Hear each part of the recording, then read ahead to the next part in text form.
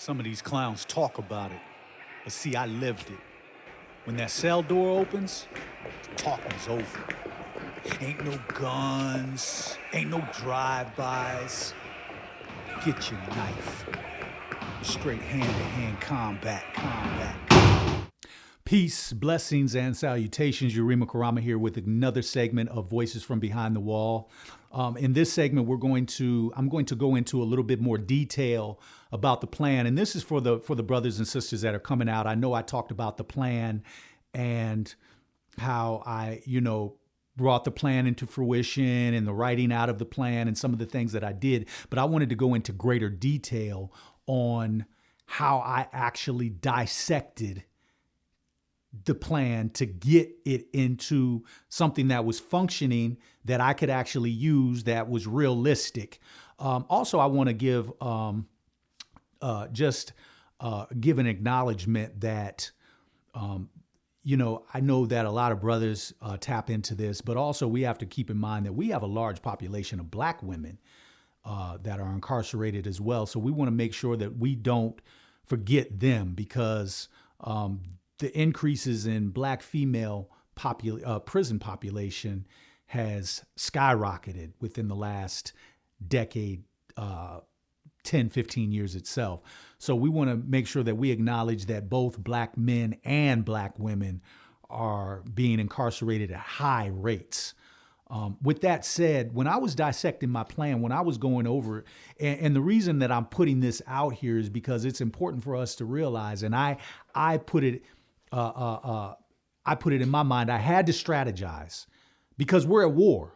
At the end of the day, we're at war. And the war is that if you're not prepared, you're preparing for your demise. So, and they have no problem implementing your demise. So when I was putting together my plan, I wanted to make sure that I dissected every part of my life. I wanted to look at everything.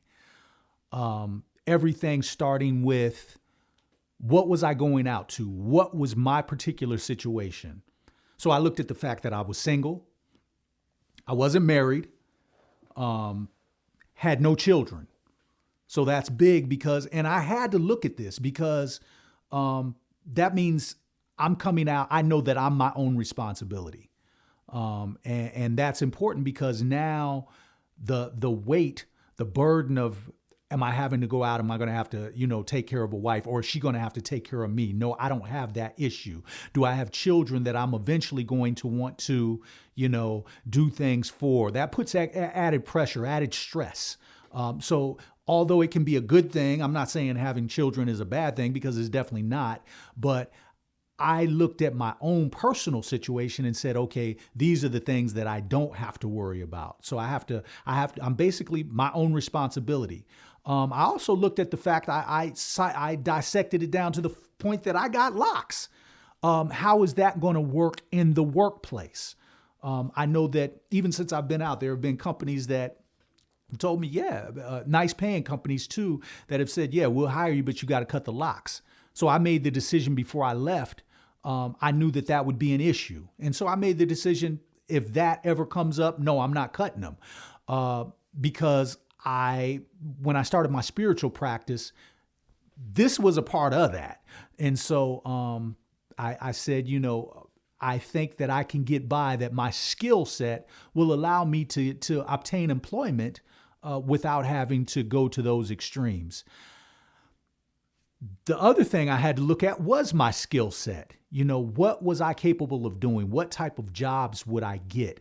And what was one of my ultimate goals that I wanted to do? Did I want to eventually get with a company that I could stay with for an extended period of time? Do I want to retire with this company?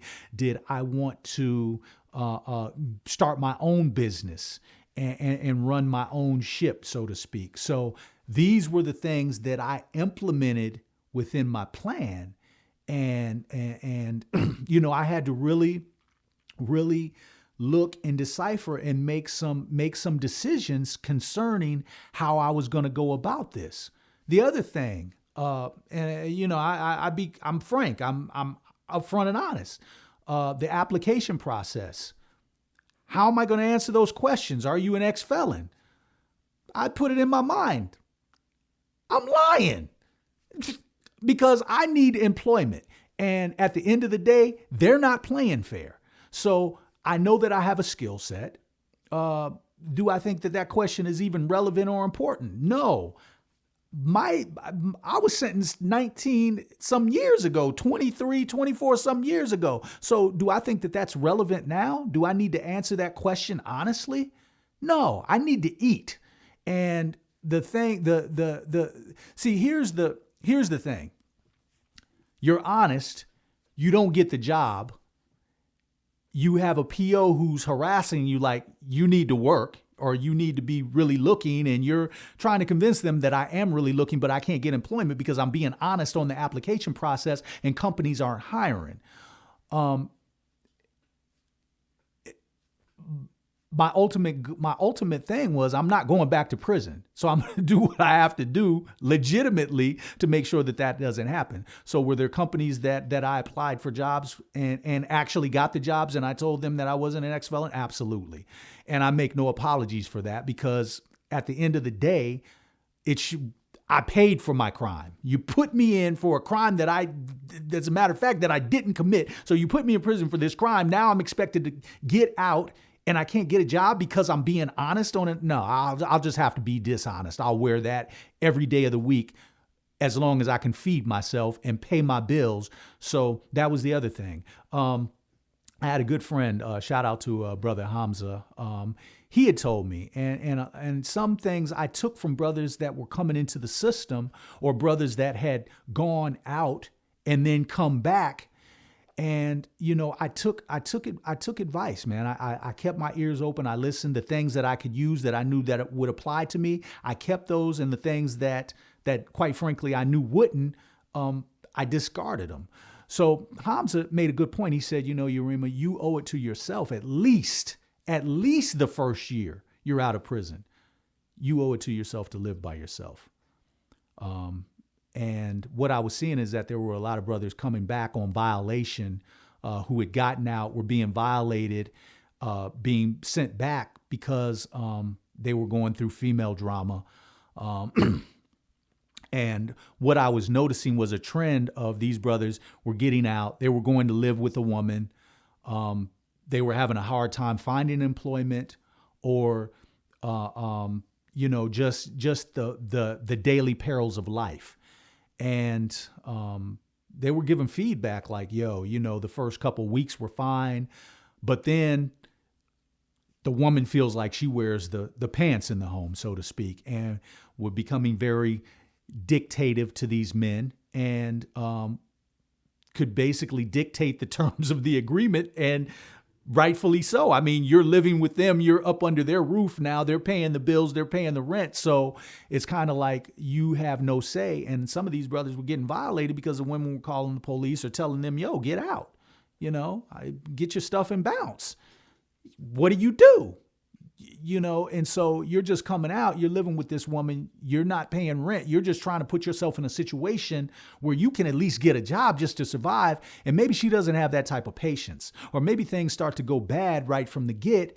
And now you're in a situation where you don't even have a place to stay now. And so some of these brothers were coming back, and I, quite frankly, was living through their experiences. So when Hamza told me this, and he was like, bruh, you owe it to yourself, bro. At least the first year. Give yourself that first year, live by yourself. Get reacquainted outside in society with you. You're acquainted with yourself in here, but get acquainted out there. You don't need any distractions. You got time. The other thing is I had to keep in mind that I can't catch up with time. That time is past. I can't get it back. So these are things that we have to keep in mind. I can't get back yesterday. Even people who haven't been in prison, out here today, you can't get back what happened yesterday. So I had to realize that you can't catch up with the time. So I have to live for right now and plan for the future. There were certain things that I kept, my spiritual practices, those sort of things. The time of being able to, I had a practice where I got up early in the morning. I wanted to keep this. I'm an early bird. There was a time in my life where I didn't get up. I wanted to sleep, but your life becomes so important once you tap into that spirituality within you.